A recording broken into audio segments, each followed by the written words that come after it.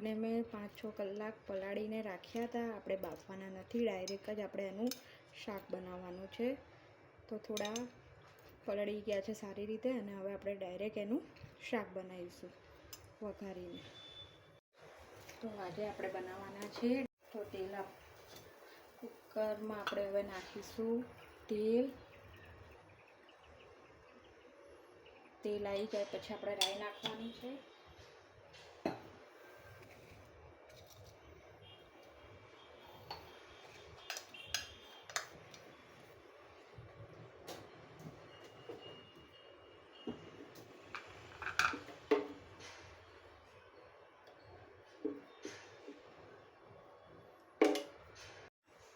તો હવે આપણે એમાં રાખીશું રાઈ.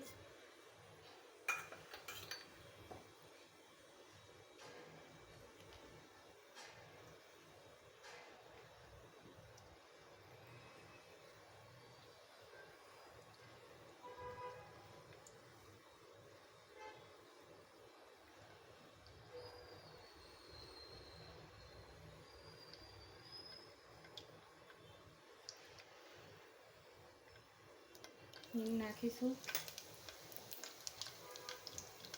મીઠો લીમડો, આદુ મરચાંની પેસ્ટ, આદુ મરચાં લસણની પેસ્ટ નાખીશું. આ ડુંગળી, મરચાં અને ટામેટાં સમારેલા નાખીશું. સારી રીતે મિક્સ કરી લઈશું. મિક્સ કર્યા પછી આપણે જે પલાળેલા મગ છે એ નાખીશું.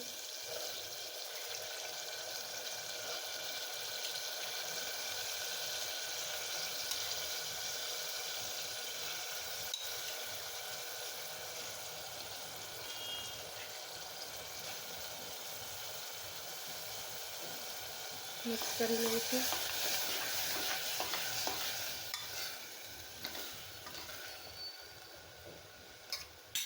મિક્સ કર્યા પછી આપણે બધો મસાલો નાખીશું. પહેલાં આપણે નાખીશું મીઠું, હળદર, ધાણા જીરું, લાલ મરચું પાવડર,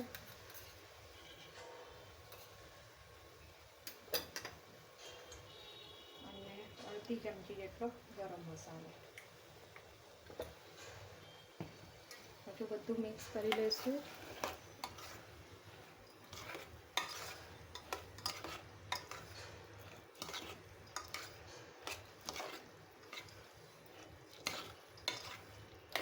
સ્મેલ તો બહુ મસ્ત આવે છે અને આ રીતે શાક બનાવશો એટલે એકદમ પંજાબી ટેસ્ટમાં આ શાક બને છે અને ખૂબ જ ટેસ્ટી લાગે છે આ શાક.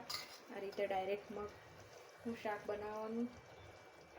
હવે આપણે એમાં નાખીશું 1 ગ્લાસ જેટલું પાણી.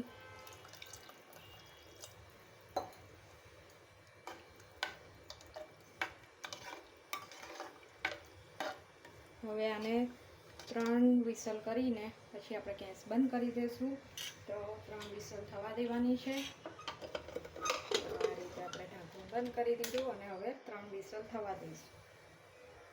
તો આપણે જોઈ લઈએ શાક સારી રીતે ચડી ગયું છે.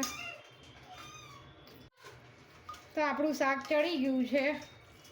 હવે બસ આમાં આપણે નાખવાની છે કોથમરી. અને આ શાક ડાયરેક્ટ બનાવવા એકદમ ટેસ્ટી બને છે અને પંજાબી જેવો ટેસ્ટ આવે છે શાકમાં. તો બસ આજની મારી મગની રેસીપી હતી, મગના શાકની રેસીપી. તો તમને કેવી લાગી પ્લીઝ લાઈક, શેર અને કમેન્ટમાં જણાવજો કે આ મારું મગનું શાક તમને કેવું લાગ્યું. જો કલર તો કેટલો ફાઇન આવ્યો છે. ખાવાની બી બહુ મજા આવે.